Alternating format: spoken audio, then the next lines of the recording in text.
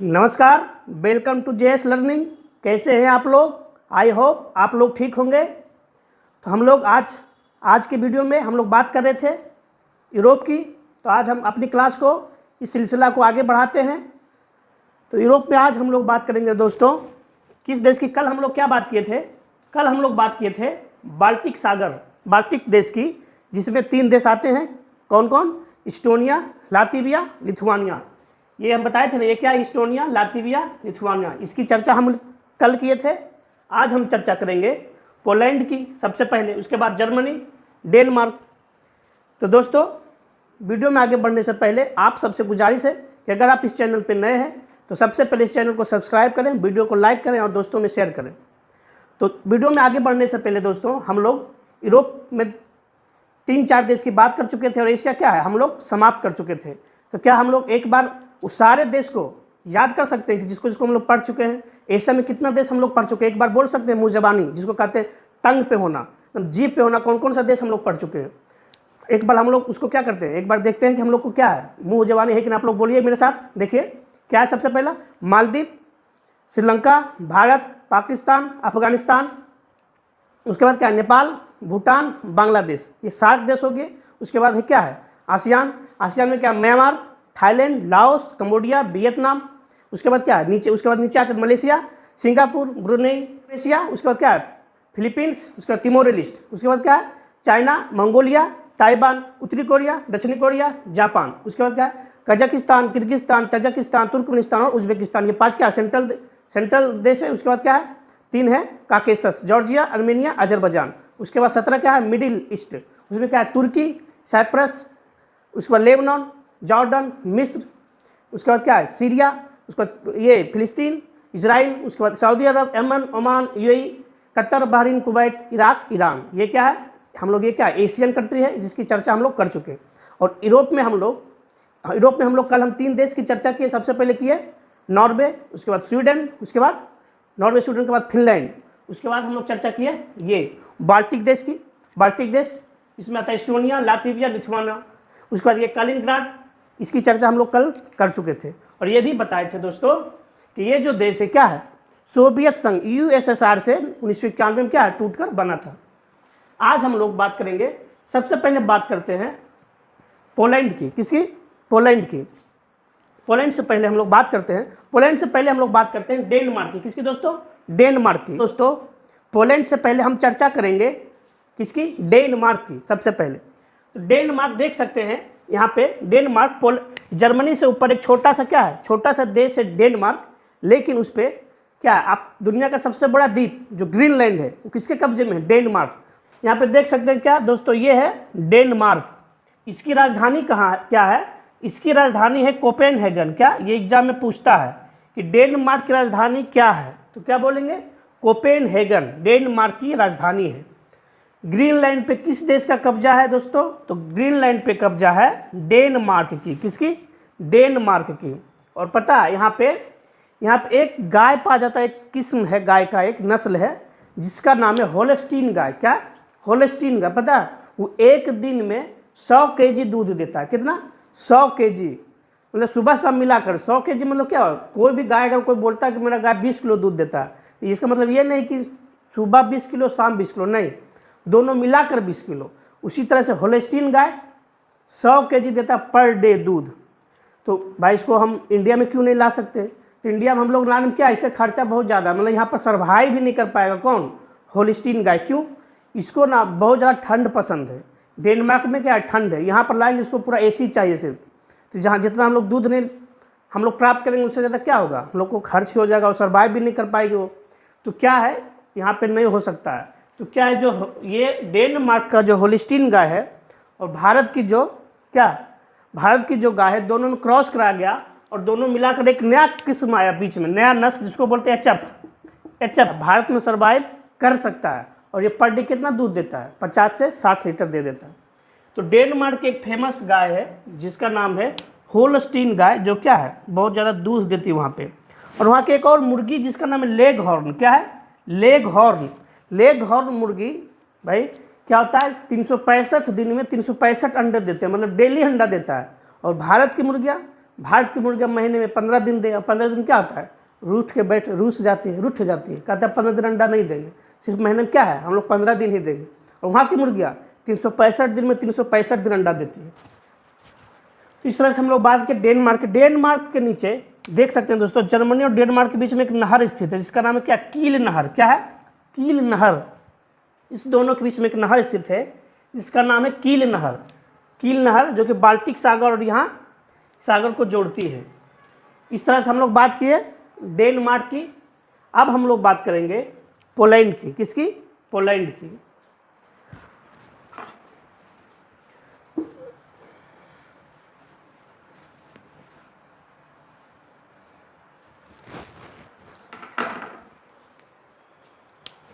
देखिए दोस्तों, यहाँ पे क्या, पोलैंड का नाम आप लोग तो भली भांति सुने होंगे। क्या, द्वितीय विश्व युद्ध जो स्टार्ट हुआ था उसका क्या कारण था। द्वितीय विश्व जब स्टार्ट हुआ तो उसका मेन कारण था, वह कहाँ से स्टार्ट होता है, मेन कारण था जर्मनी का पोलैंड पे आक्रमण। ये आप लोग पढ़े होंगे कि जर्मनी का पोलैंड पे आक्रमण ही क्या है, द्वितीय विश्व युद्ध का कारण है। और प्रथम विश्व युद्ध का कारण जो ऑस्ट्रिया के राजकुमार थे उनका क्या है, हत्या। ऑस्ट्रिया के राजकुमार का हत्या हुआ था, तो वो प्रथम विश्व युद्ध का कारण था। लेकिन द्वितीय विश्व युद्ध का जो कारण था जर्मनी का पोलैंड पे हमला। सबसे पहले हम बात करेंगे कि पोलैंड की राजधानी क्या है, क्या, वार्सा। क्या, वर्षा, वर्षा नहीं, लड़की का नाम जो वर्षा होता है वो नहीं, वार्सा। क्या है, वार्सा। पोलैंड की राजधानी है वार्सा। क्या है, वार्सा। यहाँ से पूछेगा वर्साय का महल कहाँ स्थित है, क्या होगा, वर्साय का महल फ्रांस में स्थित है। क्या, वार्सा इसकी राजधानी है। क्या राजधानी है, वार्सा। लेकिन आपसे अगर पूछेगा कि वर्साय का महल कहाँ स्थित है, तो क्या होगा, फ्रांस। और देखिए दोस्तों क्या हुआ, जर्मनी ने 1939 में पोलैंड पर आक्रमण किया था। देखिए ये कहानी है एडोल्फ हिटलर की। किसकी, आज हम कहानी बताने जा रहे हैं जर्मनी का एक तानाशाह जिसका नाम है क्या, एडोल्फ हिटलर। देखिए क्या हुआ था, प्रथम विश्व युद्ध में क्या हुआ था, प्रथम विश्व युद्ध में जर्मनी बुरी तरह से हार गया था। और क्या है, जर्मनी को चारों तरफ से लोग बहुत ज़्यादा सताए थे, बहुत ज़्यादा उस पर आक्रमण किए थे। कौन, जर्मनी पर आक्रमण करने वाले थे, इधर से ब्रिटेन, इधर से फ्रांस, इधर से ऑस्ट्रेलिया और भी सारे देश। क्या, जर्मनी को एक साथ आक्रमण करके क्या उसको चकनाचूर कर दिया था। और जर्मनी से साइन करवाया था कब, 1919 में। यहीं से यहाँ के क्या, यहाँ के जो थे ये राष्ट्रपति यहाँ के ले गया था वर्साय के महल में। कहाँ, वर्साय का महल, ये वर्साय के महल में 1919 में ले गया पकड़ के और साइन करवाया। क्या करवाया पता है, कि जितना भी खर्च हुआ है जर्मनी पे हमला करने में, जितना भी मेरा पैसा खर्च हुआ है सब देश का, उसका कौन भरपाई करेगा, जर्मनी करेगा खुद। सोचिए वो खुद मरा है और जितना भी खर्च दूसरे देश को आया उसको मारने में, उसका सारा पैसा किससे ले रहा है, जर्मनी से। तो क्या वो तो हार चुका था, मजबूरी में क्या उसको साइन करना पड़ा, बहुत सारा उसको पैसा देना पड़ा दोस्तों।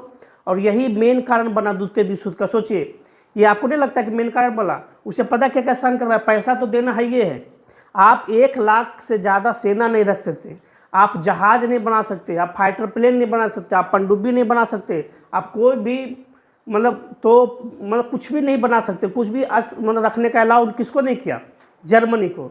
ये सब क्या उस पर प्रतिबंध लगा दिया और ढेर सारा पैसा उस पर क्या किया, जुर्माना थोप दिया।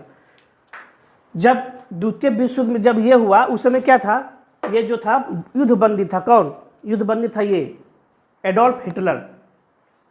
जब एडोल्फ हिटलर युद्धबंदी था, क्या था दोस्तों, वो जब जेल से छूटा तो जेल से छूटने के बाद क्या हुआ, वो धीरे धीरे संघर्ष करके एक एक पद क्या हुआ आगे बढ़ा।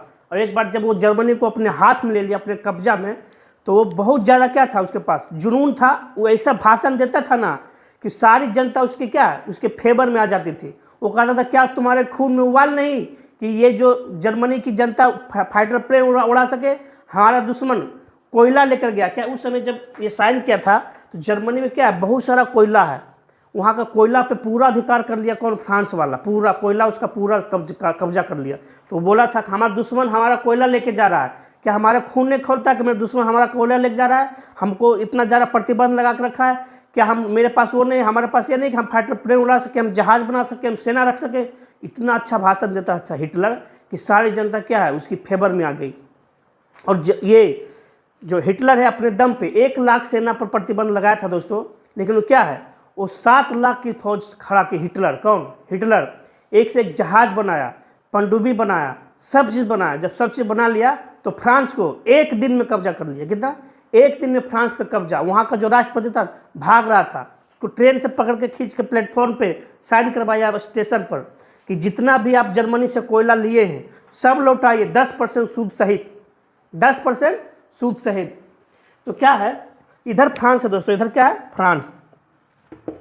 तो यहाँ पे क्या, जब ये आया था ना यहाँ पे सेना, तो जब भाग रहा था तो इसकी जब सेना जर्मनी की घुसी फ्रांस में, ये क्या है फ्रांस, जब घुसी ना तो इसको क्या ब्रिटेन, इधर से ब्रिटेन सेना भेजा जर्मनी को घेरने के लिए। सारे सेना क्या है, जर्मनी की सेना को ब्रिटेन वाला घेर लिया, उसकी सेना को धज्जी उड़ा दिया कि जर्मन की नाजी की सेना, उसकी पार्टी का नाम था नाजी, उसकी सेना क्या धज्जी उड़ा दिया किसको, ब्रिटेन को, मारा पहट के एकदम। कुल क्या है इसकी जो ब्रिटेन वाला जो था सब क्या समुद्र में कूद गया, सब डर से समुद्र में कूद कूद के भाग गया जान बचा बचा के।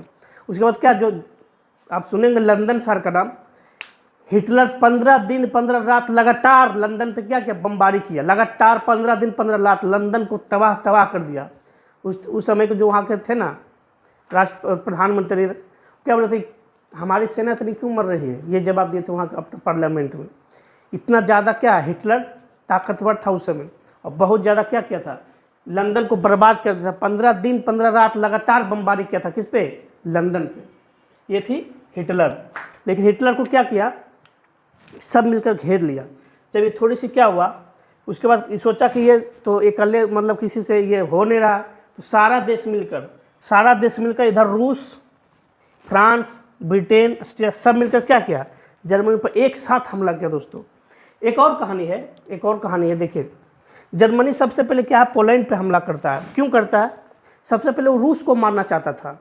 रूस को सोचता था कि हम रूस को कैसे कब्जा करें सबसे पहले, तो सर रूस तो बहुत ज़्यादा दूर है तो उसको हम कब्जा कर नहीं सकते हैं, तो दिमाग लगाया कि रूस को कैसे हम नज़दीक में लाए, जैसे नज़दीक में आएगा उस पर क्या करेंगे, हमला कर देंगे। तो क्या है, जर्मनी रूस से बात किया, बोला कि हम पोलैंड पे हमला करने जा रहे हैं, आप शांत रहिएगा। बोला क्यों, बोला आप पहले पोलैंड पे हमला करेंगे, उसको जीत जाएंगे, फिर पोलैंड को आपको दे देंगे, आप हमको बदले में क्या करेगा, अनाज दे दीजिएगा। जो बात हो किससे, रूस से। जर्मनी क्या पोलैंड पे हमला, बोला ठीक है, वो बोला रूस क्या ठीक है ओके। जर्मनी पोलैंड पे हमला किया, इसको हरा दिया, इसको जीत लिया। ये क्या, रूस वाला भर ट्रेन, भर गोदाम, भर ट्रक भर दिया पूरा किसको, जर्मनी को, अनाज। वहाँ पर अनाज बहुत बड़ा देश है रूस, वहाँ अनाज बहुत होता है, तो पूरा अनाज से भर दिया। जर्मनी वाला 10 साल तक का अनाज क्या किया, अपने पास रख लिया अपने पास। उसका मतलब ठीक है आप पोलैंड ले जाओ, पोलैंड को ले जाओ। उसकी सेना इधर से आई दोस्तों, उसकी सेना इधर से आई। जैसे ही सेना इसकी पोलैंड में घुसी, एकाएक जर्मनी की पार्टी से, जर्मनी की सेना, नाजी सेना उठी और क्या किया, रूस की सेना पे आक्रमण कर दिया। सोचिए उसकी क्या, रूस की सेना पे आक्रमण कर दिया और उसकी सेना पूरा हारने लगी। उसको लगा कि हम हार जाएंगे, तो क्या हुआ, वो पीछे हट गई। उसका साथ दे दिया क्या, मौसम, वो ठंड आ गया था उस समय। रूस वालों क्या ठंडा पसंद है, जैसे उसको मौसम थोड़ा ठंड का जब मौसम आया, क्या ये पीछे हट गया। जैसे ही पीछे हटा, इसकी सेना क्या उसको पीछा करते हुए, उसको मतलब पीछा कर रही थी, वो पीछे हटते जा रहा था, पीछा हटते जा रहा, ये आगे दौड़ाते जा रहा है, वो पीछे क्या हटते जा रहा है।